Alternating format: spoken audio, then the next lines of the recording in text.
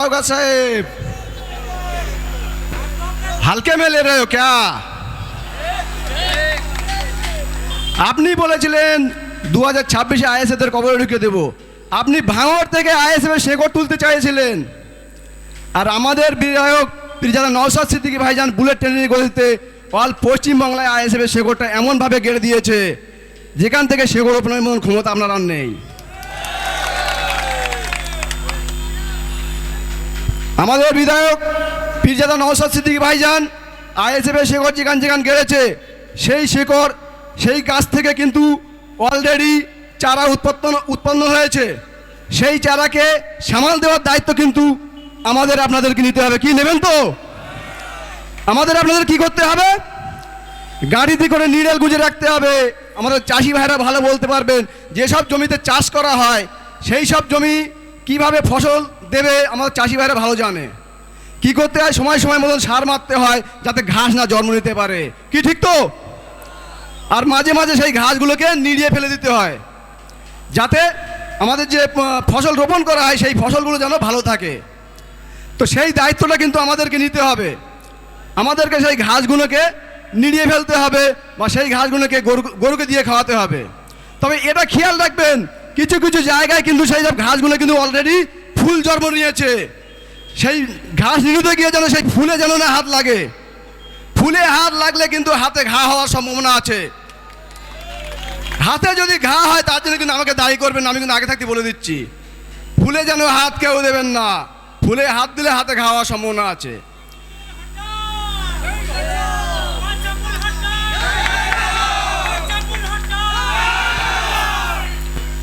যাই হোক, বেশি কথা আর বলবো না। বলার বহুত কিছু আছে, আমাদের অনেক নেতাকর্মীরা তারা কিন্তু বসে আছেন। বলার বহুত কিছু আছে আর বহু জায়গাও আছে বলার, সেখানে আরও বলা হবে।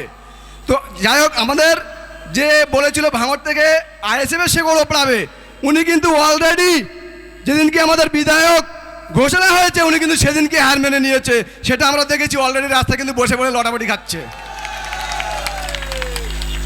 ভাঙড় থেকে আইএসএফকে দমিয়ে দেওয়ার মতন ক্ষমতা আজকেরকার বিজেপির টোটালেই নেই। কি ঠিক তো? আইএসএফ 2026-এ জিতছে জিতছে জিতছে। ঘরে ঘরে বলে দিন, খামচিহ্নে ভোট দিন। আর বিশেষ করে আমাদের যেসব তৃণমূল বন্ধুরা যারা এখনও শওকত মোল্লা সাহেবের দেওয়াল লিখছেন, শওকত মোল্লা সাহেবের হয়েই করছেন, একটা কথা আমি একটু বলে দেই যে যখন আমাদের যে ওয়াকফ সম্পত্তি নিয়ে যে আন্দোলন করা হচ্ছিল আমাদের পশ্চিমবাংলার জমিনে, ওয়াকফ সম্পত্তিটা কারা চালু করেছিল? কেন্দ্র সরকার করেছিল না? তো আমরা যখন বাংলায় ওয়াকফ সম্পত্তিটা যখন আন্দোলন যখন করছিলাম ওয়াকফ সম্পত্তিটা রুখে দেওয়ার জন্য, তার জন্য সবার প্রথমে কিন্তু এই শওকত সাহেব বলেছিল ওয়াকফ সম্পত্তি নিয়ে যদি আন্দোলন করতে হয় দিল্লি চলে যাও। তো এখন সেই ভাঙড়ের জমিনে সেই শওকত সাহেব যদি আপনাদের মা বোনেদের কাছে যদি ভোট চাইতে আসে, তো সেই শওকত সাহেবকে বলে দেবেন যে ভাঙড়ের জমিনে যদি ভোট নিতে হয় দিল্লি চলে যাও, ভাঙড়ের মা বোনেরা আপনাদেরকে ভোট দেবে না। আমাদের দিদি কি বলেছিল?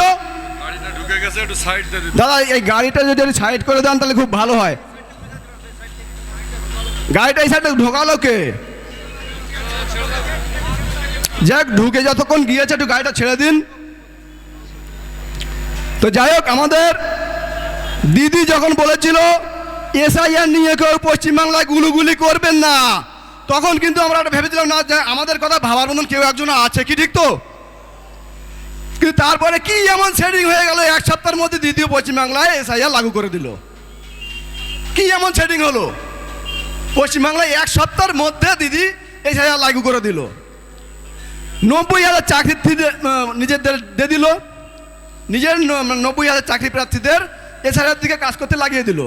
150 কোটি টাকা খরচ করলো, 150 কোটি টাকা এসআইআর পিছনে লক্ষ্য খরচ করলো। এখনো যে 60 লক্ষ যে যারা অ্যাডজুডিকেশনে আছে, এর জন্য দায়ী কে ভাই? পশ্চিমবাংলায় দায়ী কে? কেন্দ্র কি?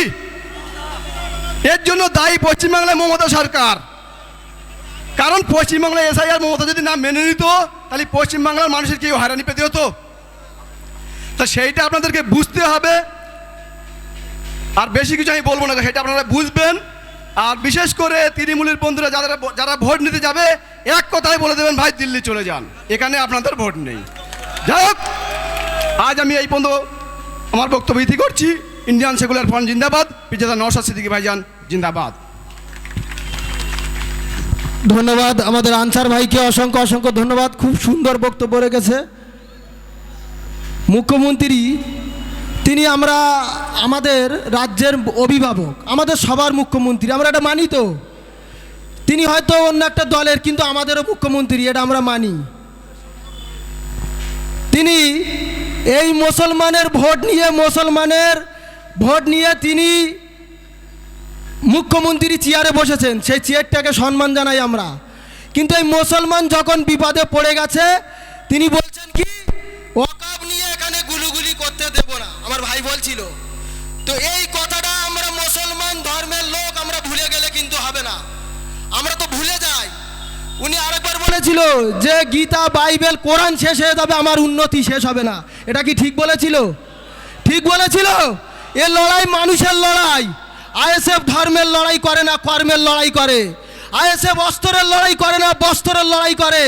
একটাই মাত্র খাম, সবার ছুটিয়ে দিচ্ছে ঘাম। ঠিক তো?